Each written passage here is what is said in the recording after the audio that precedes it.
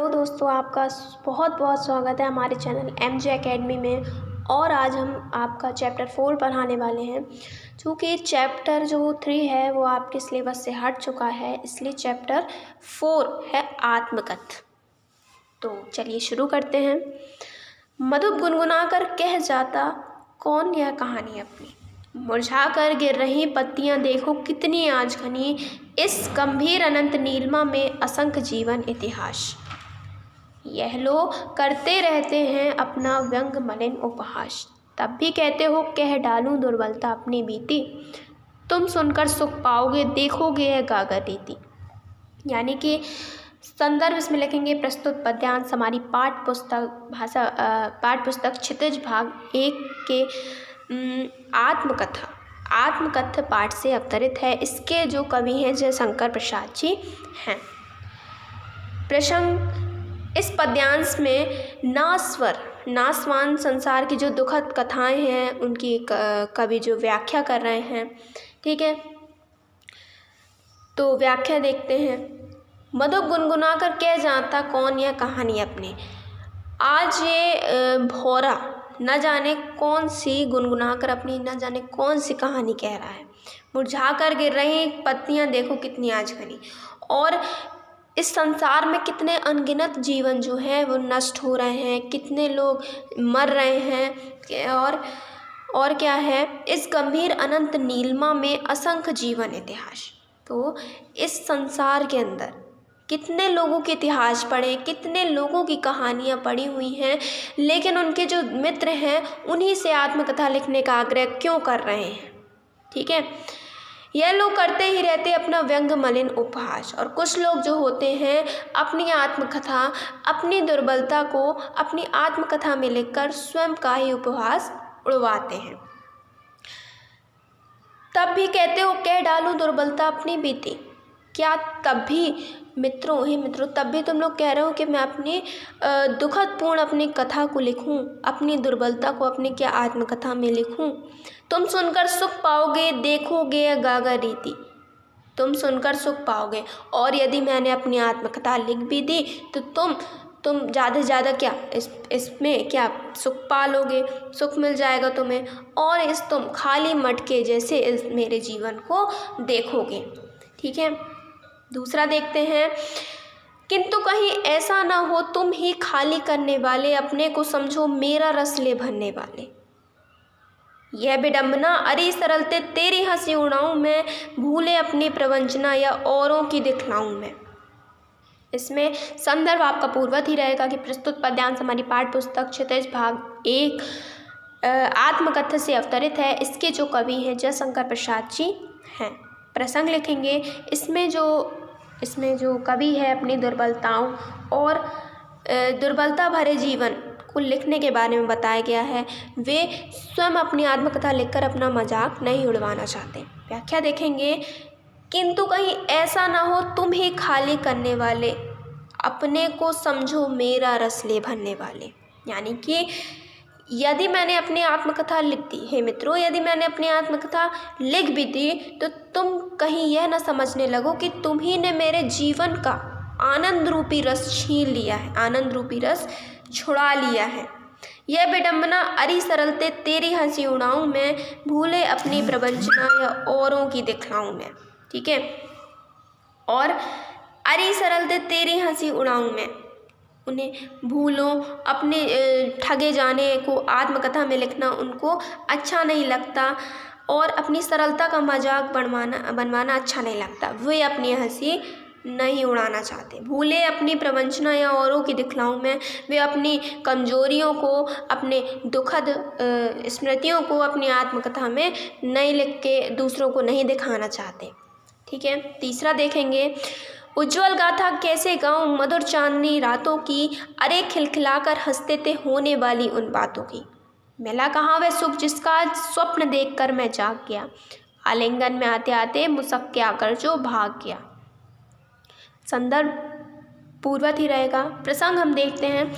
यहाँ कवि ने मधुर पाने की जो इच्छा की थी उनका वे पूरी नहीं हो पाई, यानी कि मधुर स्मृतियाँ पाने का जो स्वप्न देखा था, ठीक है, वो उनकी पूरी नहीं हो सका। स्वप्न उनका पूरा नहीं हो सका। व्याख्या देखेंगे, उज्ज्वल गाथा कैसे गाऊं मधुर चांदनी रातों की। कवि कहते हैं कि जो मैंने अपनी प्रेम का या प्रिया के साथ जो बिताई रातें, मधुर चांदनी जो रातें हैं, उसकी कहानी मैं किस प्रकार सुनाऊं। अरे खिलखिलाकर हंसते थे होने वाली उन बातों की। जो मैंने अपनी प्रिया के साथ मधुर चांदनी में जो बातें की, वे हंसती थी, मैं भी हंसता था, वो भी हंसती थी, और मिला कहा वह सुख जिसका स्वप्न देख कर जाग गया। ठीक है, और वो मुझे स्वप्न कहाँ मिल पाया। स्वप्न यानी कि उनका अधूरा ही रह गया। कैसे, आलिंगन में आते आते मुस्कुरा कर जो भाग गया। उनकी प्रिया उनके गले लगते लगते दूर भाग गई, मुस्की मार के भाग गई। ठीक है, तो चलिए चौथा देखते हैं। जिसके अरुण कोपलों की मतवाली सुंदर छाया में अनुरागनी ऊषा लेती थी निस्सुहाग मधुमाया में। उसकी स्मृति पाथे बनी है थके पथिक की पंथा की। सीवन को उधेड़ कर देखोगे क्या मेरी कंथा की। यानी कि संदर्भ पूर्वत ही रहेगा। प्रसंग देखते हैं। अपनी प्रेमिका के साथ जो बिताई आनंदमयी रातें हैं, स्मृतियों को कुदेरने में आपत्ति जताई। जो उनके मित्र कह रहे हैं कि अपनी आत्मकथा लिखो, उसको कुदेरने में आपत्ति जताई है। ठीक है, यानी कि अपनी आत्मकथा लिखने में आपत्ति जताई। व्याख्या देखेंगे। जिसके अरुण कोपलों की मतवाली सुंदर छाया में अनुरागनी ऊषा लेती थी निस्सुहाग मधुमाया। यानी कि कवि कहते हैं जो मेरी प्रेमिका यानी कि जो प्रिया थी, उनकी उसके जो लाल गाल थे इतने मनमोहक, इतने मदमस्त बना देने वाले थे। ऐसा लगता था उसके गालों को देख के जैसे कि माधुरमय जो भोर होती है सुबह, अपने सौभाग्य का सिंदूर उसके गालों से लेती हो। इतने लाल लाल थे उसके गाल, बहुत ही मदमस्त बना देने वाले थे। ठीक है, कि जिस प्रकार ऐसा लगता था उसके गालों को देख के कि जो भोर है, सुबह है, उसी के गालों से सौभाग्य का सिंदूर लेती हो। उसकी स्मृति पाथे बनी है थके पथिक की पंथा की। सीवन को उधेड़ कर देखोगे क्या मेरी कंथा की। उसकी जो स्मृति है क्या बनी है, पाथे बनी है थके पथिक। उसकी जो स्मृतियाँ, उसकी यादें हैं, यानी कि मेरी प्रेमिका की जो यादें हैं, वो उनके मार्ग का सहारा बनी हुई है, मेरी जीवन यात्रा का सहारा बनी हुई है। ठीक है, मैं उसी संबल से जीवन बिताने की शक्ति संजो पा रहा हूँ, उसी के सहारे मैं जीवित हूँ। हे मित्रों, क्या तुम मेरी गुदड़ी यानी कि सीवन को उधेड़ कर देखोगे क्या मेरी कंथा की। कंथा में आनी होती है गुदड़ी। मित्रों को संबोधित करते हुए कह रहे हैं, क्या मित्रों तुम मेरी गुदड़ी की सिलाई को उधेड़ कर मेरे पीड़ित हृदय को देखना चाहते हो। अर्थात मेरी उन यादों को आत्मकथा में लिखकर मेरी आंतरिक पीड़ा को और उजागर करना चाहते हो। ठीक है, मेरी पीड़ा और बढ़ाना चाहते हो। चलिए तो पांचवा देखते हैं। छोटे से जीवन की कैसी बड़ी कथाएं आज कहूँ, क्या ये अच्छा नहीं औरों की सुनता मैं मौन रहूँ। सुनकर क्या तुम भला करोगे मेरी भोली आत्मकथा, अभी समय भी नहीं थकी सोई है मेरी मौन व्यथा। यानी कि संदर्भ इसमें पूर्वत ही रहेगा। प्रसंग लिखेंगे। इसमें सामान्य जीवन जीने वाला व्यक्ति कवि ने अपने आप को माना है और आत्मकथा लिखने की आवश्यकता नहीं है, उन्होंने यह बताया है। ठीक है, व्याख्या हम देखते हैं। छोटे से जीवन की बड़ी कथाएं कैसे आज कहूँ, यानी कि जो जयशंकर प्रसाद जी हैं अपने आप को बहुत ही सरल साधारण मानते हैं। वही कहते हैं कि मेरा जो जीवन है बहुत ही साधारण और छोटा रहा है, उसकी मैं कथाएं कैसे लिखूं। क्या यह अच्छा नहीं औरों की सुनता मैं मौन रहूं। क्या यह ठीक नहीं होगा कि मैं दूसरों की कथाएं सुनता रहूं और मैं ही चुप रहूं। ठीक है, मैं कुछ ना कहूं। सुनकर क्या तुम भला करोगे मेरी भोली आत्मकथा। यदि तुमने सुन भी ली मेरी आत्मकथा तो तुम क्या मेरा भला कर दोगे, क्या कर दोगे मेरी आत्मकथा में, तुम क्या कर दोगे। मेरी जो प्रेमिका है वो तो चली गई है, अब तुम क्या कर दोगे। मेरी जो आत्मकथा है वो बहुत ही दुखद है। ठीक है, अभी समय भी नहीं थकी सोई है मेरी मौन व्यथा।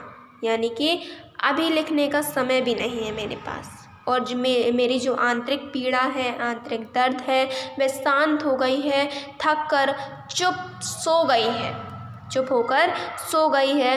अब मैं उसको उजागर नहीं करना चाहता हूँ।